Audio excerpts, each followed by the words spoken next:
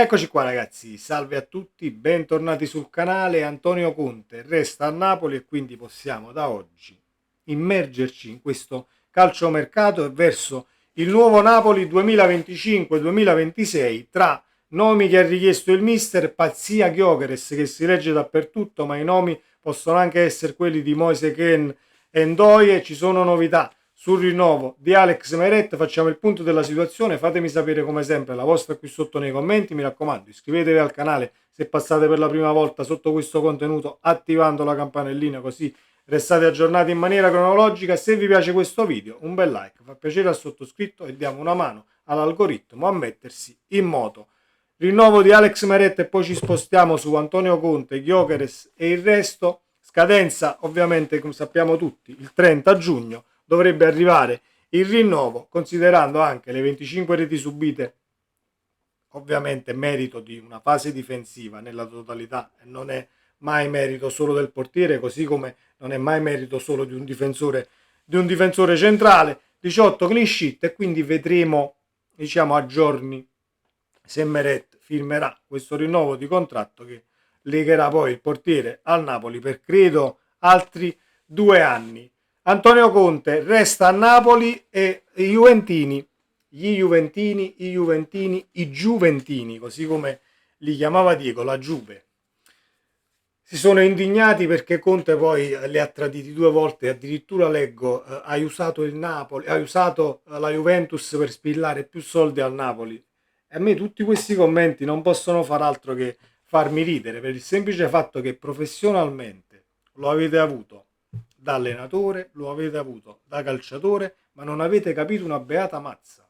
Una beata mazza, non avete capito praticamente niente, perché a livello professionale Conte non si lega a nessuna società che ovviamente mette in bilico risultati da ottenere e può intaccare una carriera ovviamente fatta di successi, dove è vero, sei andato, hai chiesto tanto, ti è stato dato, ma hai vinto ed hai portato a casa risultati. E quindi se non si sedeva ieri al ristorante da 10, 15, 50, 100 euro che sia, non ci si siede oggi. Non è che arrivi in una situazione poi totalmente disastrosa, quella della Juventus. Infatti io dall'inizio, che poi si diceva no, Conte a marzo ha già deciso, se ne va alla Juve, non avevo mai creduto e non ho mai creduto a niente per quanto riguardava la Juventus, appunto per questa situazione qui, perché professionalmente Conte va trovando sicurezze ed è giusto che sia così, e il Napoli gli dà progetto, sicurezze e tutto ciò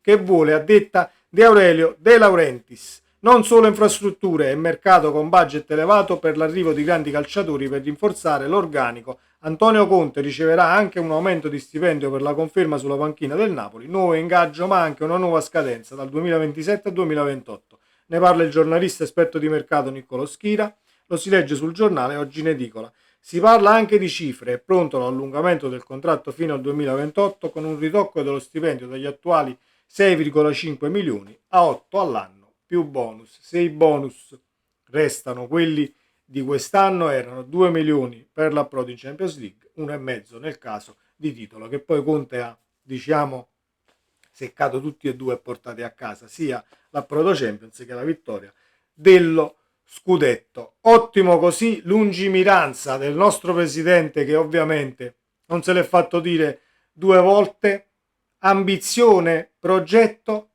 e tenere il livello quantomeno lì dove l'abbiamo lasciato pochi giorni fa, da campioni d'Italia. Pazzia Gyökeres, dal punto di vista delle cifre non è nemmeno tanto una pazzia, vi spiego anche il perché.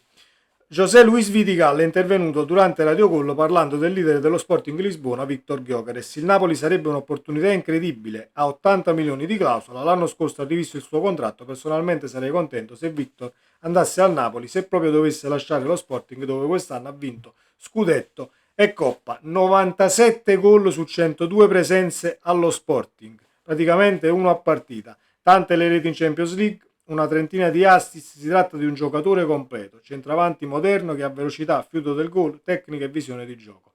Pochi come lui in questo calcio molto fisico e tattico. Cari ragazzi, con Gyökeres si farebbero letteralmente i buchi a terra. e avresti l'attaccante che per certo ti porta dai 25 ai 30 gol a campionato, quindi eliminando poi, o meglio, diciamo che non dovresti andare a cercare poi quei 4, 5, 6 gol tra incursori, mezzali, centrocampisti che devono comunque portarti quei 5, 6, 7 gol ognuno per arrivare poi complessivamente a quel totale di gol che ti fanno stare lì nelle zone di alta classifica.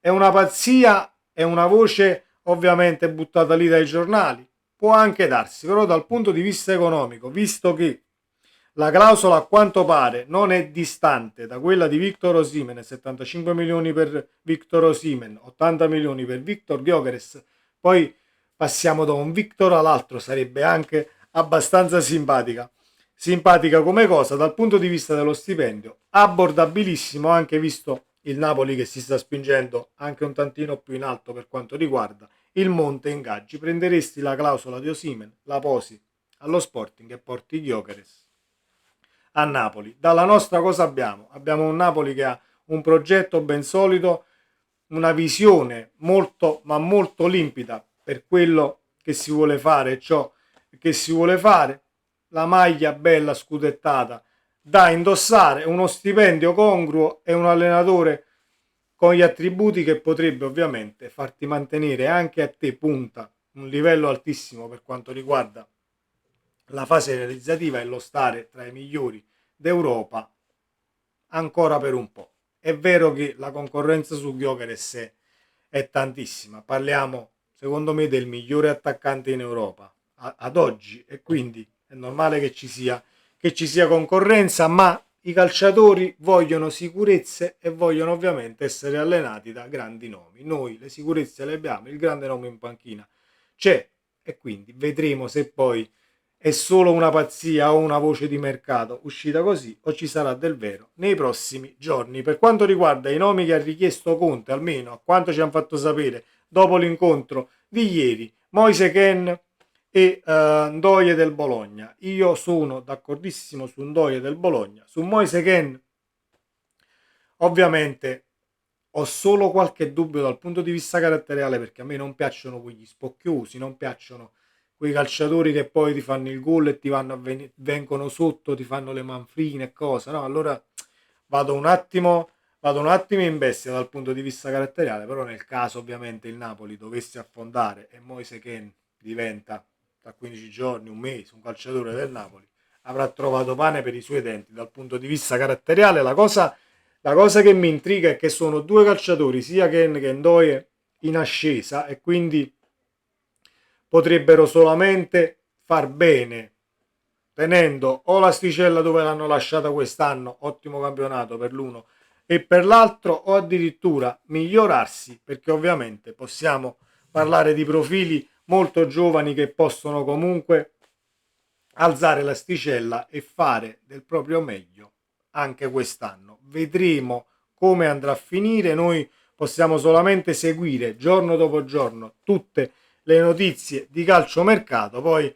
nel caso il Napoli impazzisce, firma Gyökeres, firma De Bruyne e fai uno squadrone, allora ragazzi ne vedremo assolutamente delle belle, che belle restano anche se non dovesse arrivare Gyökeres, perché comunque il Napoli resta sempre alla finestra per Jonathan David, però giustamente avendo comunque il coltello dal punto di vista economico dalla parte del manico è una cosa normalissima affacciarsi a grandi profili, testare un attimo il territorio, cercare poi di capire la voglia del calciatore stesso, perché il calciomercato comunque prevede quella, diciamo, tante sfaccettature e ci sono tante cose che devono poi collimare, in primis la voglia dei calciatori, perché arrivati a determinati livelli, soprattutto di ingaggi e di soldi, ne vanno le motivazioni, ne va, come ho detto prima, l'allenatore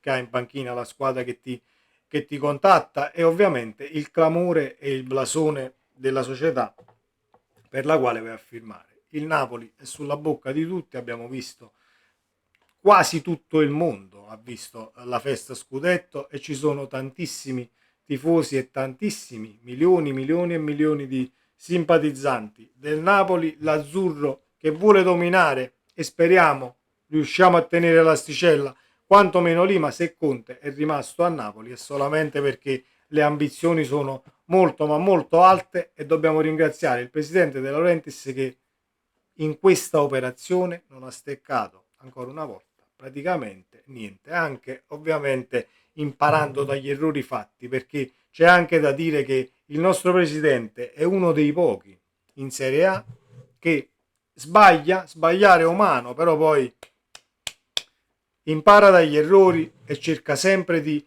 recuperare nel migliore dei modi. Ci è riuscito quest'anno e andremo sempre ovviamente crescendo. Forza Napoli, cari ragazzi, ci vediamo nel prossimo contenuto. Ciao!